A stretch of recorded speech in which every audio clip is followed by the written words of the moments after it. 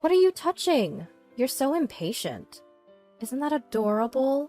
A son will always love his mom, no matter how old he gets. In the otherwise quiet house, only the bathroom was abuzz. Without a doubt, it was my mother and my husband in there. The third person was undeniably my mother-in-law. Their excitement was mounting on the other side of that door. If I were to speak up now, would my voice, which shouldn't be here, reach them? My name is Abby. By some accounts, I'm a career woman. Even after marriage, I've continued to work hard. And now, at 39, I hold a responsible position. In my stead, the house husband role is filled by my husband, John, who is 10 years younger and currently works from home. As our daughter Ellie grows up, John has steadily become a better cook. Moreover, he has become quite the expert in childcare, and thanks to him, Ellie, now 5 years old, has grown into a lively girl who loves playing outdoors. Our house is close to my in-laws' place. It was initially a rental owned by my father-in-law. When the previous tenants moved out, he refurbished it into a beautiful standalone home. Gratefully, he gave it to our family as a wedding gift. We also have my sister-in-law's family living nearby. They have a child of the same age as Ellie, and we enjoy a close-knit family relationship. Additionally, John has a good relationship with his mother, while I've always had a tough relationship with my mother.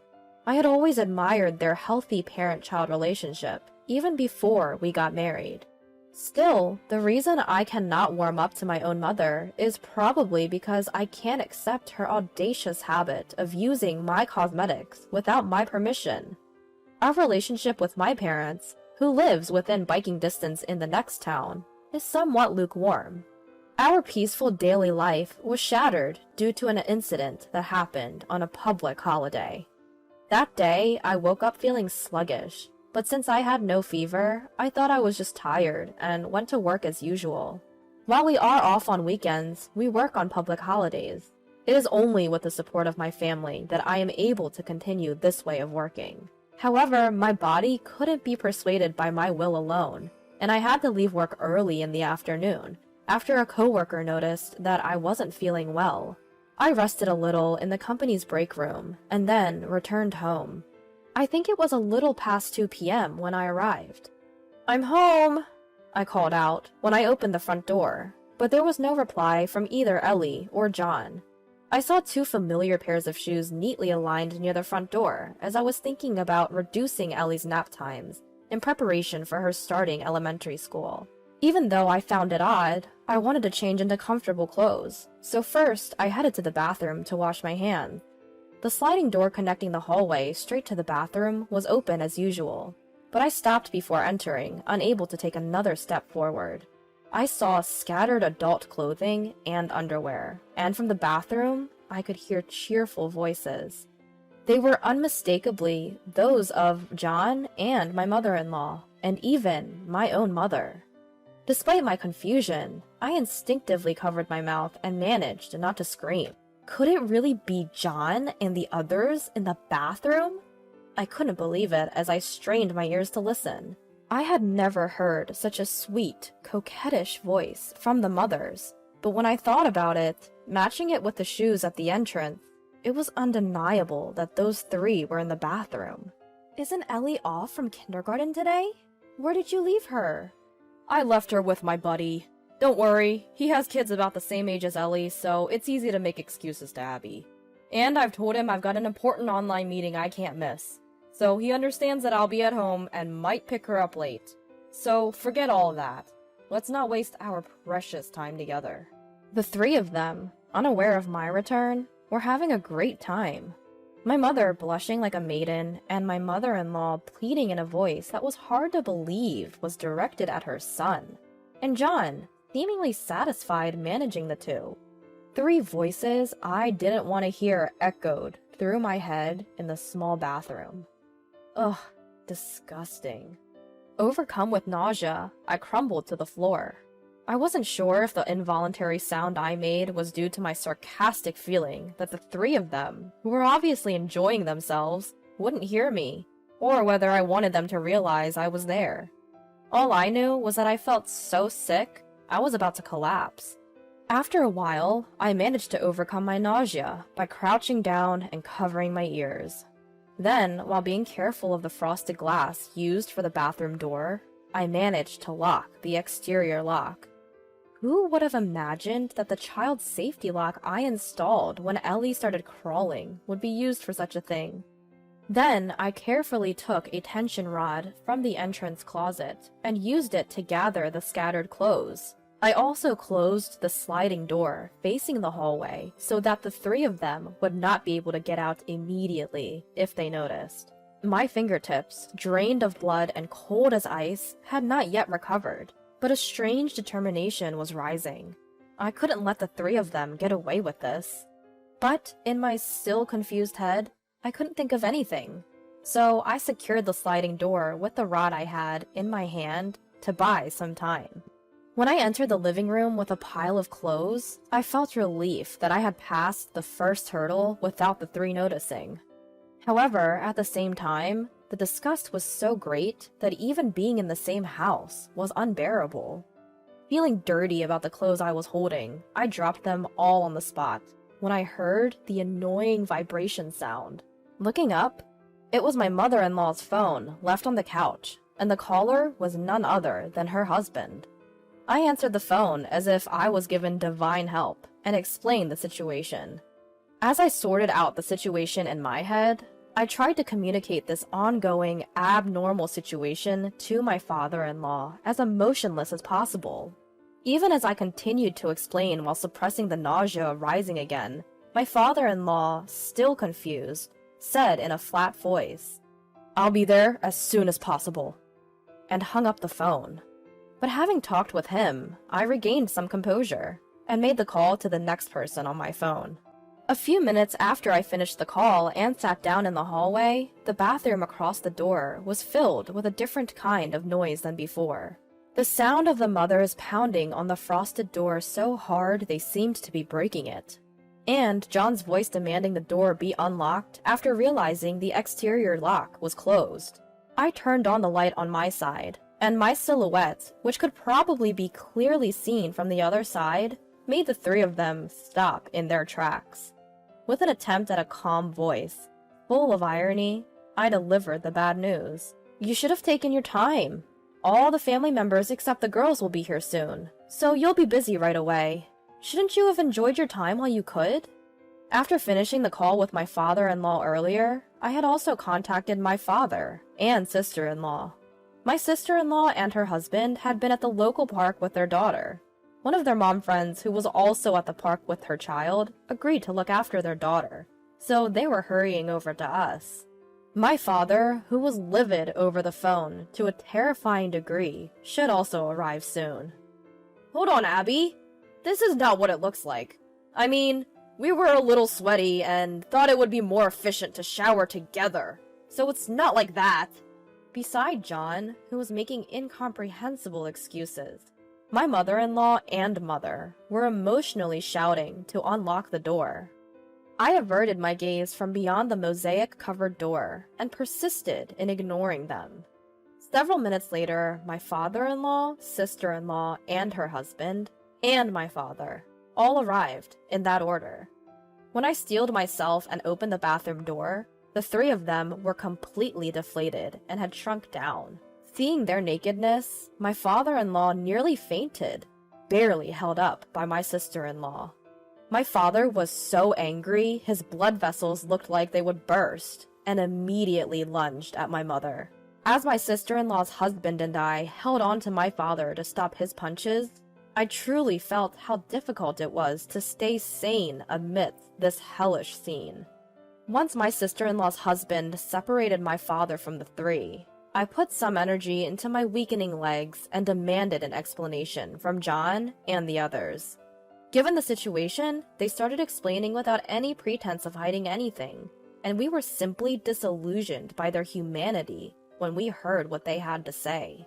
John had first become physically involved with my mother. This was a deeply rooted issue, since the very fact that John had married me was because my mother had caught his interest.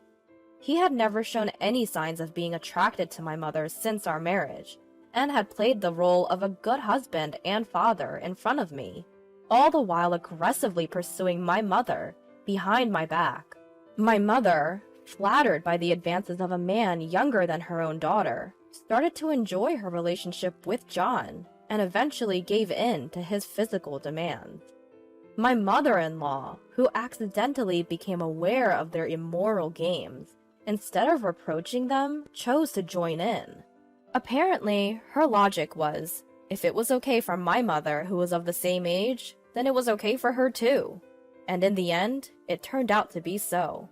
After we received a house as a gift from my father-in-law, John would invite either my mother or mother-in-law to our house for intercourse on the days when I was at work. He would invite one of the two during the weekdays, while Ellie was at kindergarten, and the other on holidays. Sometimes he would leave Ellie with his sister or a friend of his, and the three of them would have an affair, as in this case. Their relationship, which had lasted far longer than we could have imagined, had recently evolved into a ménage à trois, and we were rendered speechless when they told us they had been seeking this thrill about once a week. But it's not what you think. We didn't intend to break up any relationships. We just had aligning interests. It was just a sort of stress relief, you know? She laughed. My mother's words, uttered with a nonchalant laugh, shattered the silence. I remembered when I was still living at home with my parents. My mother had nonchalantly used my lipstick, which didn't suit her at all, and tossed my makeup bag back to me, saying she just wanted to try it out. She was always that kind of person, smiling while doing things I disliked as long as it pleased her. I had been shocked ever since I heard the voices coming from the bathroom, but here I finally felt a rage that could be described as hatred. My mother-in-law, similarly, began speaking in a cheerful voice, also wearing a smile. That's right. We all have families, you know. I mean, I'm doing it with my real son. I have no further feelings about this. Don't worry, we'll stop this entirely. So Abby, please don't make that scary face, right? Before I could respond to being addressed, her husband was the first to speak. What do you mean, we all have families? You're the ones who destroyed those. I've had enough of your consideration. I'm going to divorce you, so do whatever you want. Such a strong declaration of divorce was unthinkable from the father-in-law, who until a moment ago had been pale and leaning on his daughter for support. My father, who had been directing his anger at the three of them the whole time, followed suit as if he had been overtaken. Of course, I felt the same. Congratulations, John. We're also getting divorced, and now you three can get along as much as you like. Excuse my language, but just looking at you all makes me want to vomit. So I'm leaving. You don't ever need to show your faces to me again. Perhaps they had never dreamed they would be confronted with divorce by their spouses. Each of them begged for forgiveness in their own words. They pleaded with my sister-in-law and her husband, the only neutral parties in the room, to mediate. But my sister-in-law and her husband, who had been looking at them with open contempt, declared they wanted nothing to do with them and left, supporting her wobbling father. John, however, clung to me, begging for mercy and saying that he couldn't live if I left him. But he had just admitted that he married me to get closer to my mother. I couldn't comprehend how he could think we would continue as a couple. Without even looking at the three of them, I said to my father, "Let's go. Abby, I'll really do anything, just not divorce." Seeing John reach out to me, my father finally threw a punch. At John's sudden stagger backwards, both my mother-in-law and mother let out short screams. I took one last look at their frightened faces, declared that I would sue John for alimony and child support, and left. When I returned to my parents' house after picking up Ellie, I found a barrage of messages on my phone from the three of them. I didn't respond to any of them. After that, all three families ended in divorce. Both my mother-in-law and mother were penniless after being sued for alimony that they couldn't make up with the division of assets. My father-in-law and father had arranged for them to pay me alimony first since I had a child, and I've had no contact with them ever since. Because we had all lived close to each other, Word of the incident spread quickly in our neighborhood, full of acquaintances. My mother-in-law, no longer able to bear being shunned by close friends and pointed at by mere acquaintances as disgusting, moved far away. My mother set up residence in town due to her lingering attachment to John and my father. But soon, everyone around her, including her relatives, came to know the cause of her divorce, and she found herself alone. No one was there to help her live alone for the first time at this age, and she is still living in loneliness. John was harshly rebuked and cut off by the friend who had been taking care of Ellie for him. It was only natural that the anger of the friend who had unknowingly been involved in the situation wouldn't die down, and John was devastated by being rejected by a friend of 10 years and feeling misunderstood. If only he had realized his mistake there. But he went on to tell a colleague at work, with whom he was close, about the incident. This led to the cause of the divorce spreading in the company, and John quickly lost his place there. He had just started going into the office again as remote work was lifted, and it must have been a tough environment for him. However, he had no savings, since he had paid me alimony, and couldn't quit his job as he needed to keep working to pay child support.